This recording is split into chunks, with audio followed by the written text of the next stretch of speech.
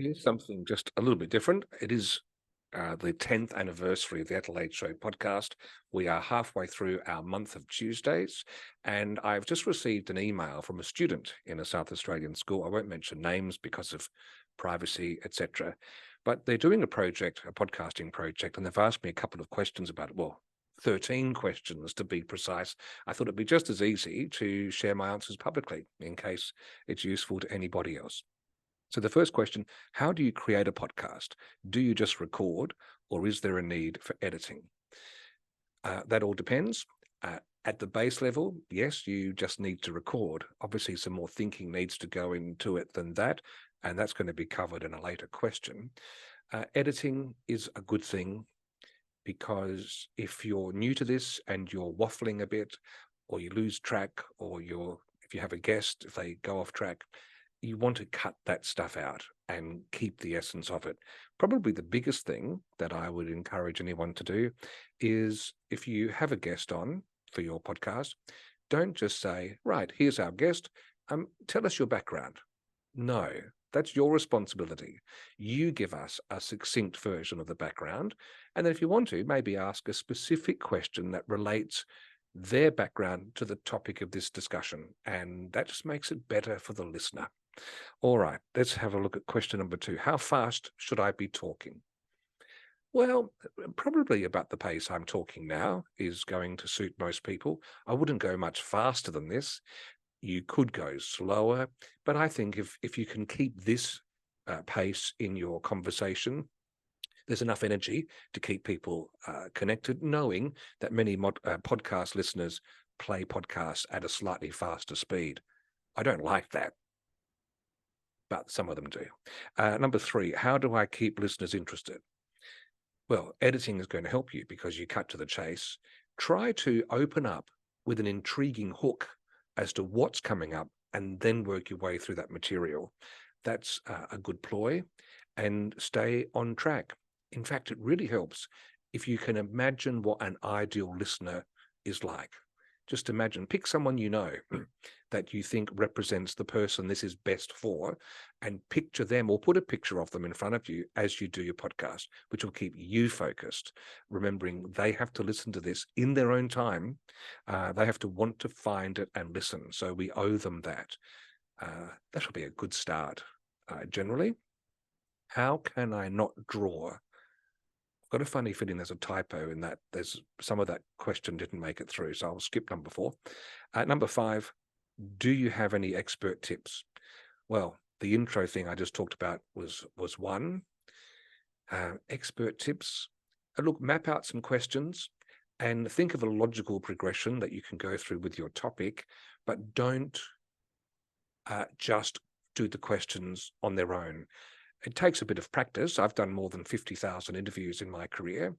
Having that background is nice. It's like having a general idea of how to get across town, but every now and then there's a detour, or there might be an interesting deviation you can take. Go for it. So, so 2 things: listen as you talk, as the person's answering the question. If you're doing an interview-based podcast, and if there's something you don't quite understand, pause, ask them. So, oh, what do you mean by that? Or how do you define that? Because one of my bugbears is listening to people doing interviews where they ask a question, and then once the person stopped, they just ask the next question. And there might be some really interesting stuff left on the table that is just ignored at that point. And make sure the room you're recording in is quiet. Make sure they're close to the microphone. The further away, the more you're going to get that boomy, echoey noise. Sound is crucial. Ideal length these days, somewhere around the 20-minute mark, is pretty good for an episode. Some do shorter, some do a lot longer. Adelaide Show, a lot longer. Whereas the one I do talking about marketing, we aim for 30-ish minutes there. This Medical Life, 30 to 45. What I do a comedy one, Hard Knock Knocks. That's about 30 minutes. That's around the mark. I think you find 20-ish minutes is about the average around the world. How can I make it interesting? It all depends on your topic. I think you mentioned there's a fish aspect to what you're planning to do a podcast on in your case. So why would someone care? What's in it for them? How are you going to surprise them with something they'd like to know? What you're doing, whether you're just sharing stuff you've learned or whether you're interviewing someone, you're there on their behalf to try and get some interesting things to help them either have fun or, in this case, probably more to the point, learn something about the industry. We don't get to sit down with people who know their stuff very often. So you're providing that service. You're giving us a chance to have an expert sit with us and speak into our ears, give us an insight. Stay on that focus. 8, what should the podcast structure be? The intro, the info, the ending? That is a big question. It all depends. I do like having a structure. So for the Adelaide show, we have the SA Drink of the Week as our first segment always. I do a very quick intro to tease what's coming up. Then the drinking segment, the drink tasting, the wine tasting segment, then our main interview, and then we always finish with a song by an original South Australian artist, or by an artist, an original song. You know what I mean? So that's my structure for that one. For others, we come up with something different. For the talking about marketing, we've got 4 segments we do every single episode. So the topics change, but people get to learn what the structure is about. So intro, just tell us up front what's coming. Don't have a long build up to it. Cut to the chase. Hey, in this episode, you're going to learn about the 3 biggest threats to South Australia's fish breeding industry, or whatever it is that you're talking about. So bang, you've got our attention. Now we're going to listen in.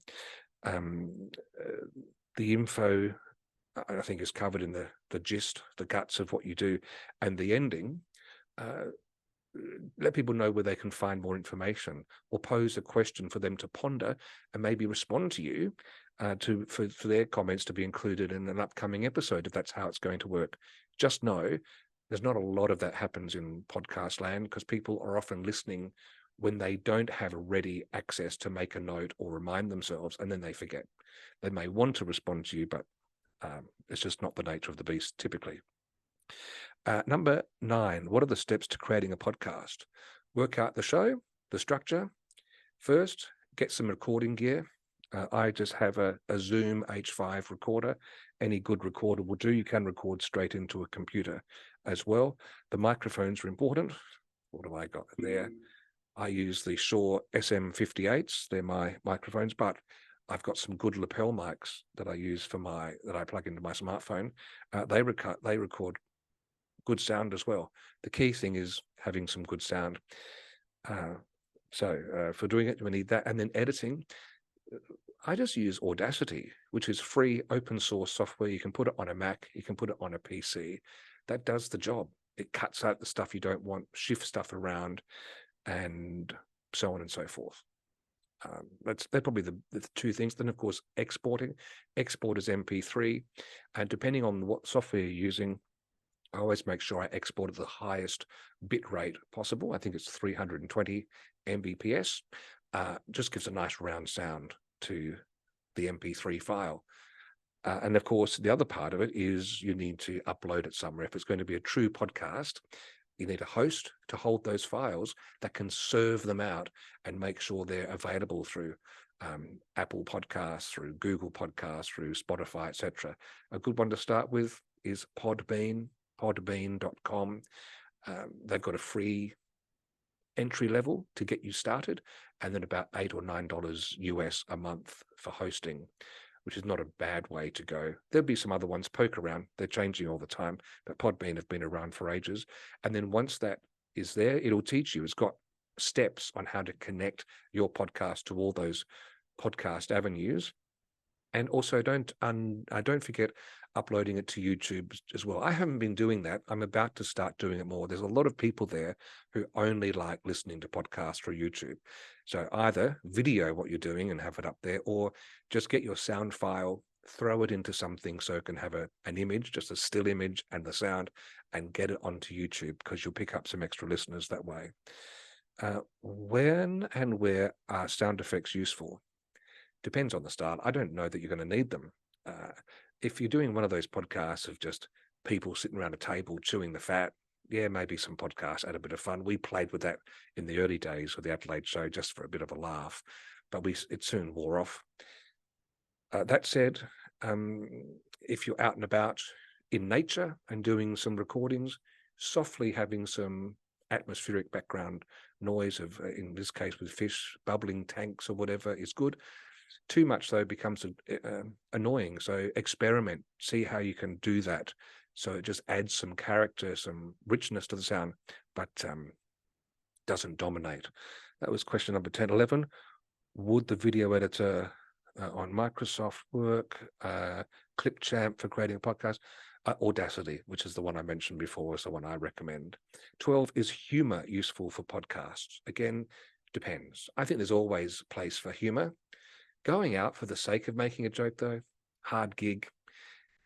There's a natural chemistry that makes most comedy work, which you don't always get in a podcast environment unless you're sparring, bouncing off a partner or a guest. So it depends on your character. There's no right or wrong answer there. But just think about it. Most conversations with humans, we always have a little bit of a joke along the way, and that just adds a bit of smile, a bit of sparkle, keeps us engaged. And number 13, what else should I include in podcasts other than the information?